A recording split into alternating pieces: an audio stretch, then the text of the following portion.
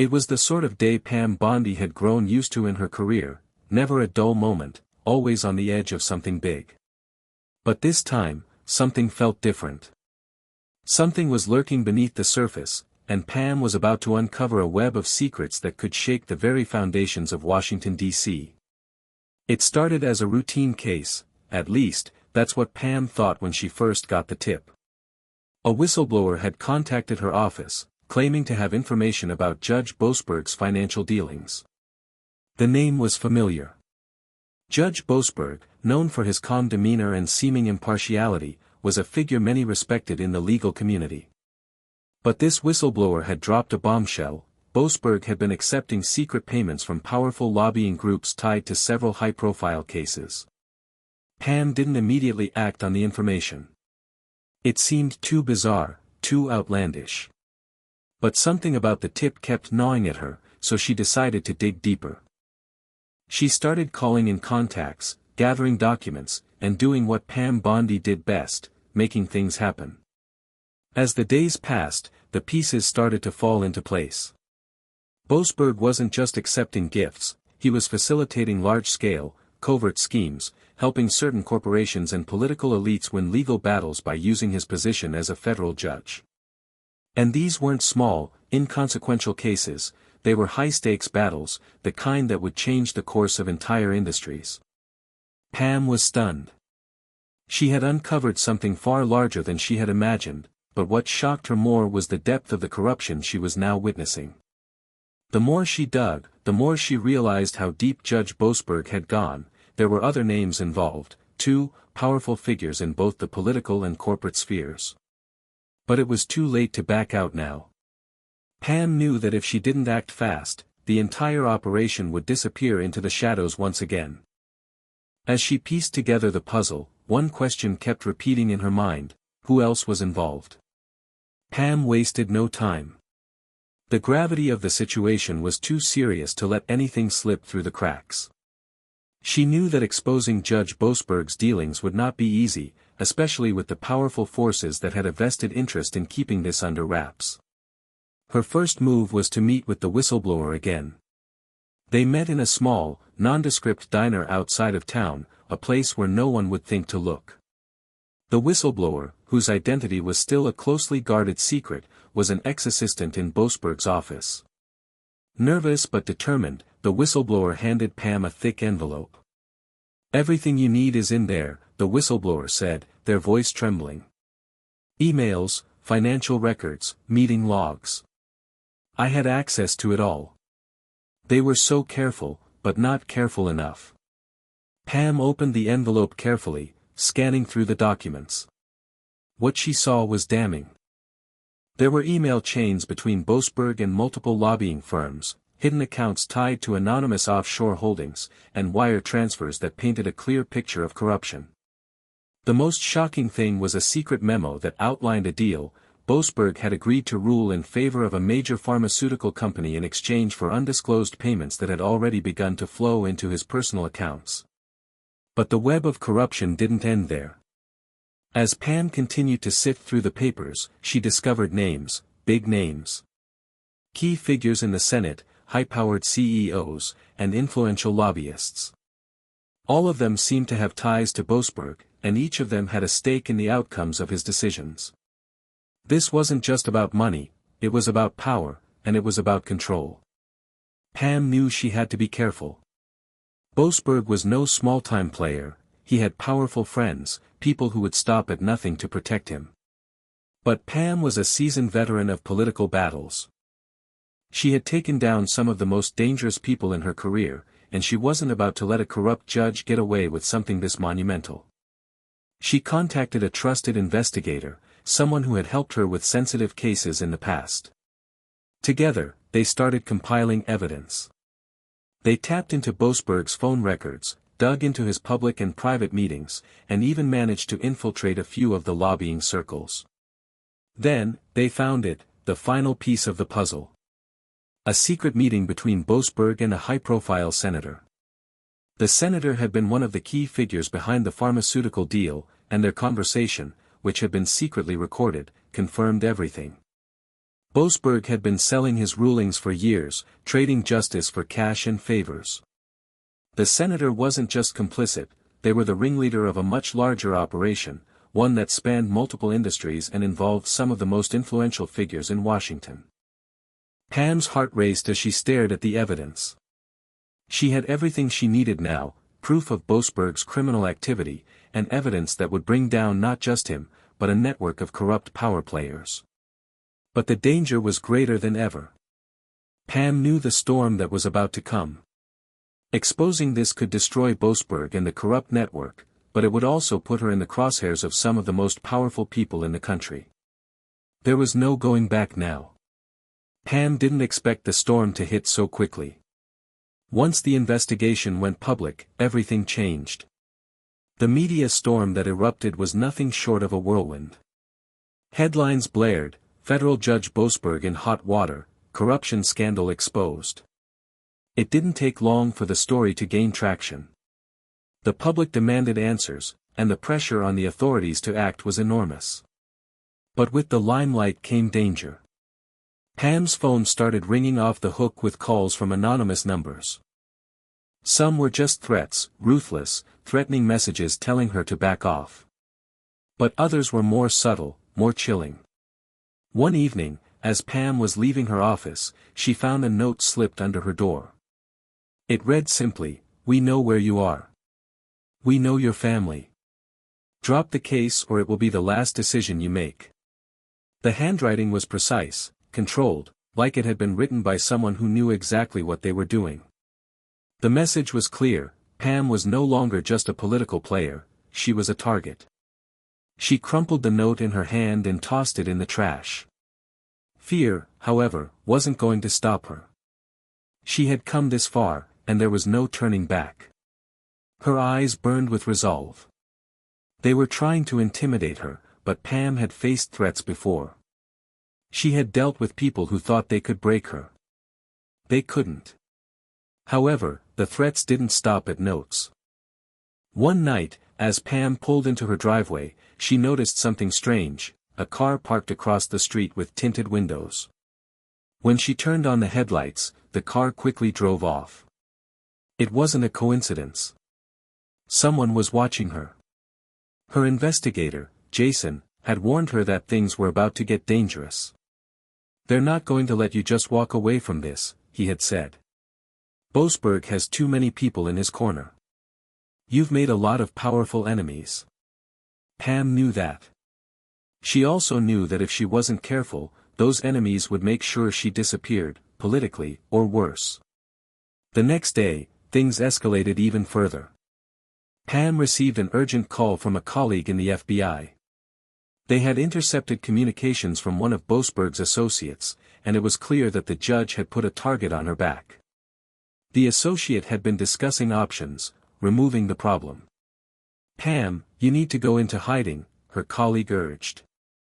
"Boasberg's people are serious. This isn't just political anymore. It's personal." But Pam wasn't ready to back down. Hiding would only make her look guilty. She had to face this head-on. She made a decision to hold a press conference, to take control of the narrative and challenge the system head-on. She would expose everything, naming names and showing the public just how deep the corruption ran. As the day for the press conference approached, Pam's anxiety grew. She knew that exposing Boasberg and his network would shake the foundations of Washington, but it also meant that every powerful person involved would come after her with everything they had. But the stakes were too high, and the truth was too important.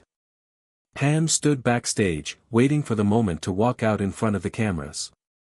Her hands trembled slightly, but her resolve remained unshaken. This was the moment of reckoning, the culmination of everything she had worked for.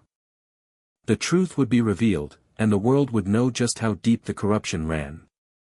The press conference was held in a large, marble-floored room in the heart of the Justice Department.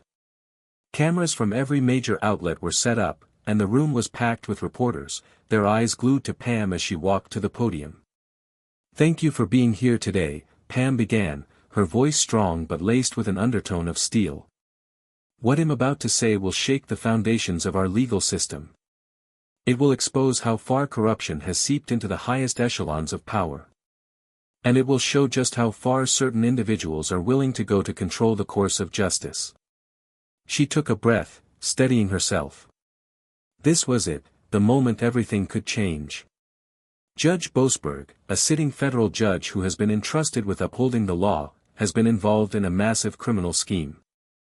Over the past several years, he has been accepting bribes from corporate lobbyists, political elites, and CEOs, trading favorable rulings for personal gain. His actions have undermined the very essence of the justice system, and today, I am releasing proof of his extensive corruption. Pam paused and signaled for her assistant to release the documents to the press. As the reporters scrambled to grab copies of the records, she continued. This is not just about Boasberg.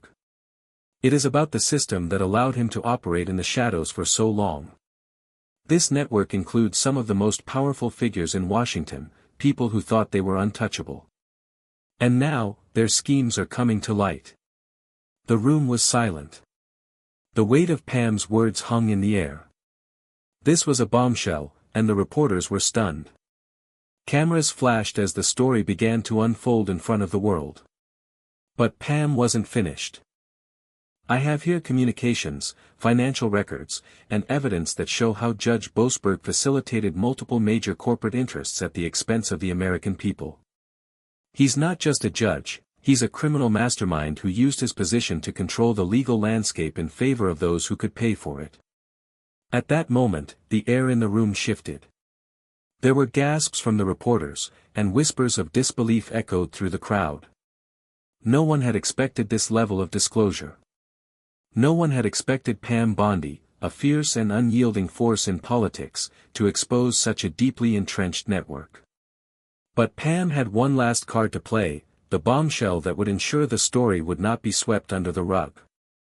And now, as the investigation continues, we are also revealing the involvement of several key politicians, corporate moguls, and even foreign entities who had a vested interest in Boasberg's rulings. These individuals are implicated in a scheme that involves not just money, but the manipulation of policy, laws, and public opinion. This goes beyond bribery, this is an assault on our democracy. A collective gasp filled the room.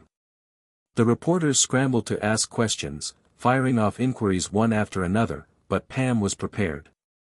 She answered each one with cold precision, releasing more details, confirming everything she had said, and showing that this scandal was larger than anyone had imagined. As she stepped away from the podium, her heart raced. The battle had just begun. The forces she had stirred up would not go down without a fight. But Pam knew one thing for certain, the truth was on her side, and no amount of threats or intimidation would stop her now. The fallout from Pam Bondi's press conference was immediate, intense, and far-reaching. The story dominated the news cycle, with pundits and political analysts weighing in on every detail. There were calls for Judge Boasberg to step down, demands for federal investigations, and rumors that multiple members of Congress were preparing to distance themselves from the scandal. But just as quickly as the public uproar began, a counterattack started to take shape. Boasberg's allies, wealthy donors, powerful lobbyists, and influential politicians, moved quickly to discredit Pam. They painted her as a political opportunist, someone willing to use scandal to further her own career. They accused her of fabricating evidence and pushing a partisan agenda. One anonymous source claimed that Pam had a vendetta against Boasberg after a failed case from years earlier. It was a well-crafted smear campaign designed to undermine her credibility. But Pam didn't flinch. She knew that this was part of the game. They were going to try to tear her down, to make her out to be the villain, but she had been through this before. The only thing she could do now was keep pushing forward, letting the truth shine through. The stakes were higher than ever. As the pressure mounted, Pam's life became a whirlwind of media appearances, interviews, and strategy meetings. She was constantly on the move, working with law enforcement and investigative journalists, trying to make sure the pieces of the puzzle continued to fall into place. But as the days passed, it became clear that the backlash was gaining traction. Boasberg's network was far more influential than anyone had anticipated. Pam received a chilling phone call one night. The voice on the other end was low, almost mocking. "You've made your choice, Pam," the voice said. "You've opened a door you'll never be able to close. There's nothing you can do now. We'll make sure you pay the price." It wasn't the first threat she'd received, but this one felt different. There was an edge to it, a finality that made Pam pause for a moment. Was this just another intimidation tactic, or were they actually closing in on her? The investigation into Boasberg was proceeding, but it was slow. Despite the explosive evidence Pam had uncovered, there was resistance within the system itself. Some were hesitant to move too quickly, worried about the potential fallout. Others were clearly trying to protect Boasberg, hoping the storm would blow over. But Pam had already made it clear, there would be no turning back. Then, things took a dark turn. One evening, as Pam was leaving her office, she was ambushed. A group of masked men approached her car, forcing her to stop. She had been so focused on her work that she hadn't noticed the black SUV parked nearby, nor the men moving toward her. Before she could react, one of them opened the door and yanked her out of the car. They didn't say a word, just dragged her to the ground, and Pam felt the sharp sting of pain as they hit her with something, she couldn't tell what, but it was enough to make her vision blur. The last thing she remembered before everything went black was a voice that said, "Stay out of this, Pam. It's over." When she woke up, she was alone.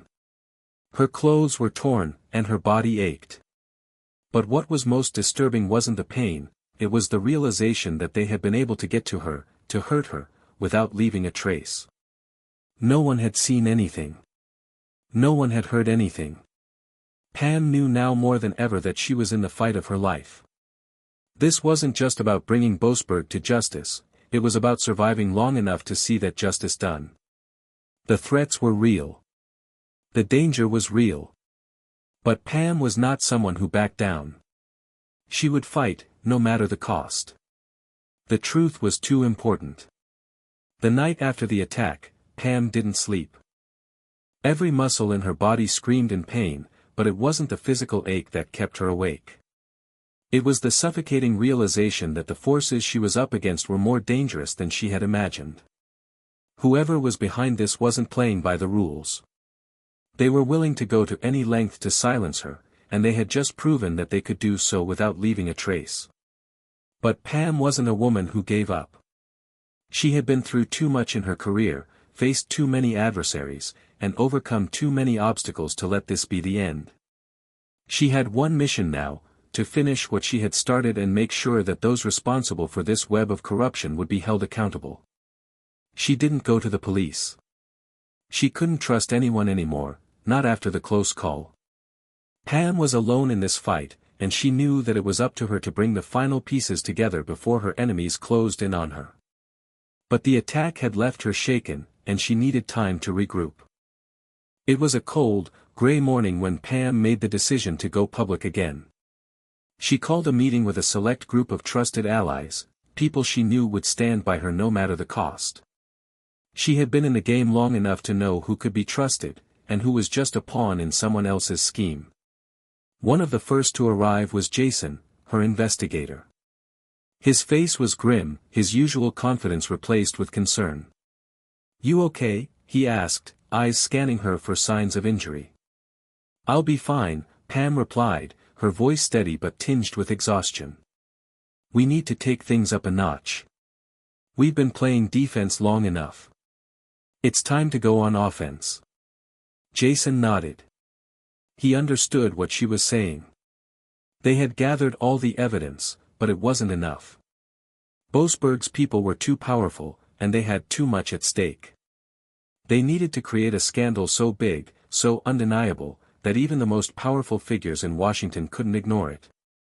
Pam's plan was simple: leak the final batch of evidence, the ones that could directly tie Boasberg to the highest levels of political power.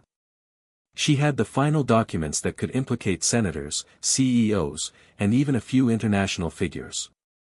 These were the names that had remained elusive, the ones that could bring the entire system crashing down. But Pam knew that it was more than just names, it was about the the bigger narrative that she had to weave together. She called an emergency press conference, this time without waiting for permission. It was a gamble, but she was done playing by the rules. If they wanted to stop her, they would have to do it publicly. There would be no more shadows, no more backroom deals. The room was packed again, but this time, the atmosphere was different. There was a sense of anticipation, almost as if everyone in the room knew that the next bombshell was coming. Pam walked to the podium, her face set in determination.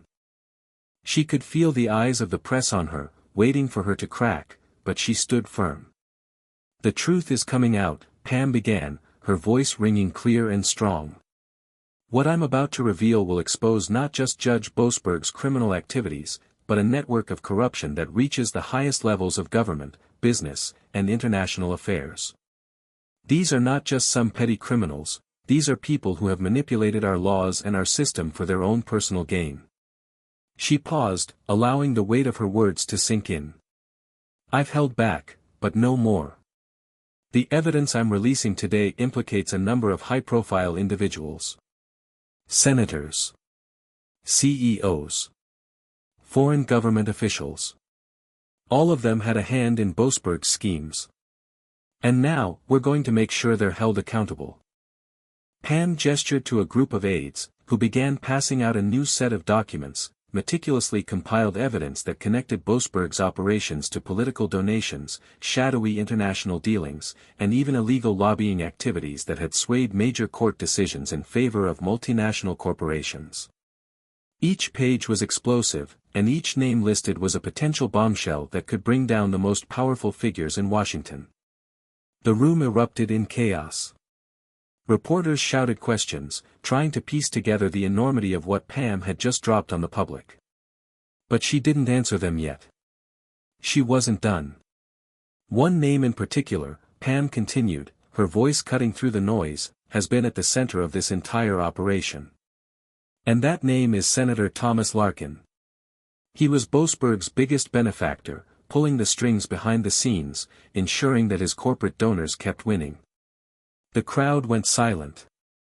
Thomas Larkin's name was a bombshell, a politician known for his influence in the Senate and his connection to some of the wealthiest and most powerful corporate interests in the country. If Larkin was involved, then the corruption went far beyond just a single judge. Pam's eyes swept across the room. "This is just the beginning. We will not rest until every person who was complicit in this scheme is brought to justice. I will make sure of it." As she stepped away from the podium, the world was watching. The question now wasn't if Boasberg and his associates would be brought down, it was when. And Pam Bondi had just lit the fuse. The revelations from Pam's press conference sent shockwaves through Washington, shaking the very core of the political establishment. The media frenzy was unlike anything anyone had seen before. Reports flooded in, breaking down every detail of the documents she released. It wasn't just about Boasberg anymore, it was about a system of corruption so deeply entrenched that it spanned generations, involving powerful politicians, CEOs, and international figures who had manipulated the system for their own gain. Senator Thomas Larkin, the name that Pam had dropped like a bomb, was now at the center of the storm. The press couldn't get enough of him, and soon, everyone was asking the same question: how long had Larkin known about Boasberg's corruption? How deep did his involvement go? Pam knew that the battle was far from over. The forces she had set in motion were enormous, and the retaliation had already begun. In the days following her press conference, she received more threats, dozens of them. Anonymous calls, messages warning her to stop, telling her that she had no idea what she was up against. But Pam didn't flinch. She had already gone too far to back out now. She wasn't just fighting for justice, she was fighting for the future of the system itself. As the weeks passed, the investigation into Boasberg and his network gathered steam. Law enforcement agencies, once hesitant, were now fully involved. Pam's evidence, paired with mounting public pressure, left little room for those who had been protecting Boasberg to hide. The case went from the realm of rumors to the halls of the Senate and the courtrooms, where people who had once been untouchable now found themselves under intense scrutiny. Then came the unthinkable. One morning, Pam was informed that the FBI had raided Boasberg's home.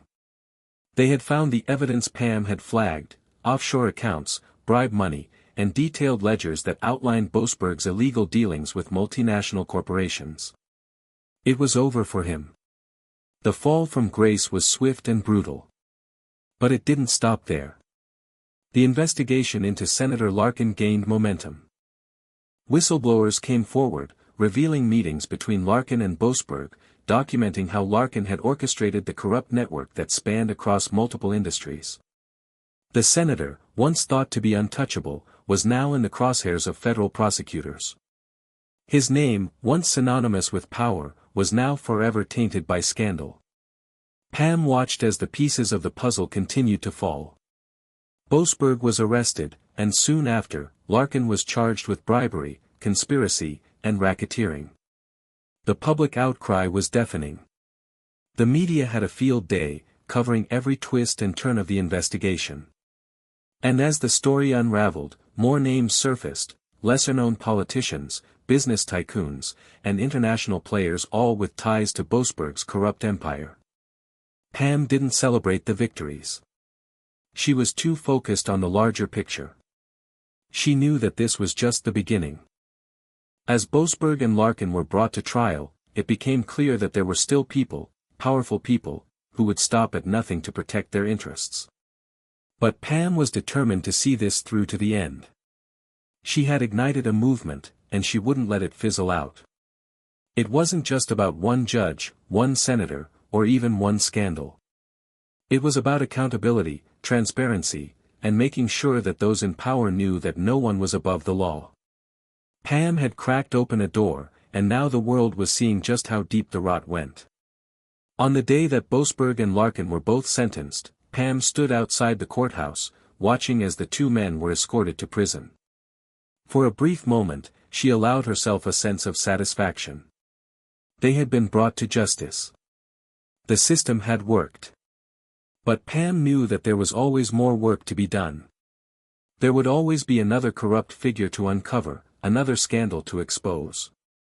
But for now, she could breathe easy knowing that she had made a difference. She had fought, and she had won. The truth had come out, and the system would never be the same.